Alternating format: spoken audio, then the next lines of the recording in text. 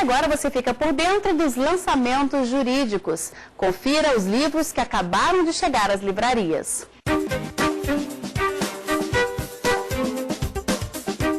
Teoria Geral do Negócio Jurídico de Custódio da Piedade Miranda, editora Atlas, de Luiz Antônio Schiavone Júnior, Manual da Arbitragem, editora Revista dos Tribunais. Tortura, Evolução Histórica, Jurídica e Social, a tutela do direito fundamental e a dignidade humana, de Marco Antônio Basso, Score, editora Tec. De Fernando da Costa Tourinho Filho, Comentários à Lei dos Juizados Especiais Criminais, editora Saraiva. Hoje o Encontro com o Autor recebe a mestre em Direito Indígena, Sâmia Roges Jordi Barbieri. Ela escreveu o livro Os Direitos Constitucionais dos Índios e o Direito à Diferença, face ao princípio da dignidade da pessoa humana. Olá, Sâmia, obrigada pela sua presença. Imagina, eu que agradeço. O direito dos índios, por que você resolveu escrever sobre esse tema? Eu acho importante relatar a importância histórica dos povos indígenas, né? Principalmente no processo de colonização do Brasil, a importância que eles têm. E eu acho que esse reconhecimento ainda é um pouco tardio. Quando eu pensei em fazer esse livro, eu pensei numa visão não privatista, de falar só de demarcação, só ligada ao direito civil. Eu quis ampliar o leque e fazer mais em relação aos princípios constitucionais e a sua própria, como sujeito de direitos no âmbito internacional. Você já começa o livro falando sobre esse princípio da dignidade da pessoa humana. Os índios não são vistos como seres capazes, seres completos pela sociedade? Esse aqui é o problema. Apesar de a gente ter um arcabouço jurídico, né, de uma absolutamente formal, eu acho que a gente tem que sair do campo formal e para o nosso dia a dia no campo material. A gente tem leis, sim, mas o que falta é o reconhecimento do indígena como um ser diferente, um cidadão brasileiro, mas que tenha direito à sua alteridade e à sua diferença, à sua própria autodeterminação. Então, ele tem o direito de ter seus costumes próprios, né?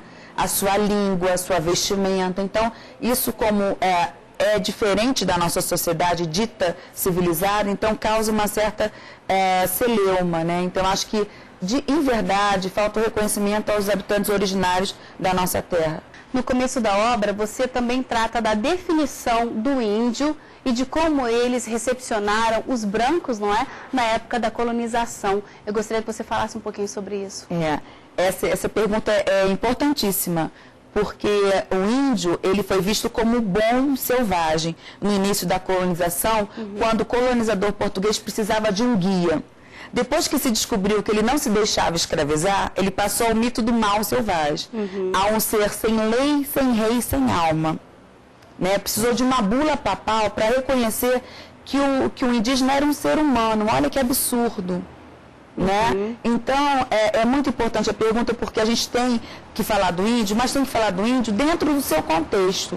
Hoje, no Estatuto do Índio, existe uma divisão, a classificação dos índios integrados e isolados em vias de integração. Então, para você ter noção, é uma gama enorme de índio. Quando se fala de índio, pode-se falar do índio isolado e do índio integrado na nossa sociedade. Então, a gama é muito grande. Então, às vezes, a gente coloca no mesmo saco, né, um indígena que é isolado ou de indígena que mora na cidade. Então, essa dificuldade de quem não é estudioso dificulta mais ainda o entendimento da questão indígena. E você também trata do direito à diferença.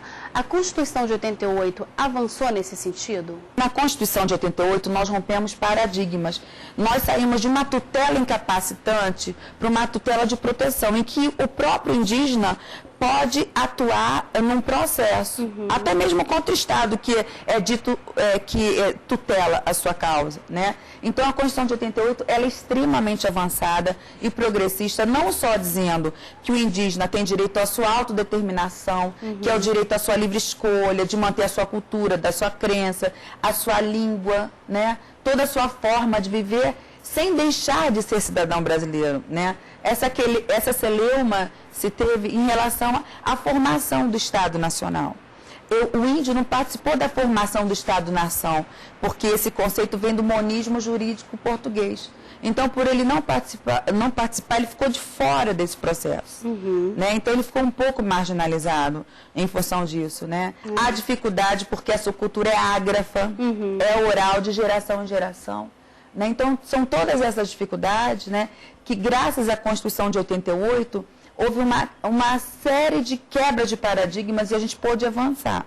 Eu acho que para um futuro de sou índio, sou diferente, sou cidadão brasileiro e posso atuar na sociedade, como médico, como advogado, como presidente da República.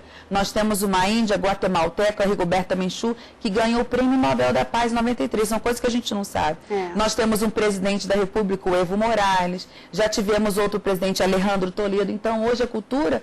E eles deixaram de ser índios? Não. Essa questão é uma questão da intelectualidade, que pensa que por ele morar na cidade ele deixa de ser índio. Para ele, essa questão é absolutamente essencial. Ele nunca vai deixar de ser índio, mesmo estando aqui na cidade. E, Sâmia, a ordem jurídica internacional vem se preocupando com o direito dos índios? E como é que isso vem acontecendo? Olha, vem sim.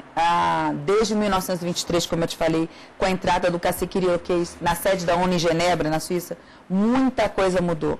A visibilidade internacional deu à causa um valor inestimável. Tanto é que nós temos da OIT, Organização Internacional do Trabalho, como um braço consultivo da ONU, 2 convenções, a 107 e a 169.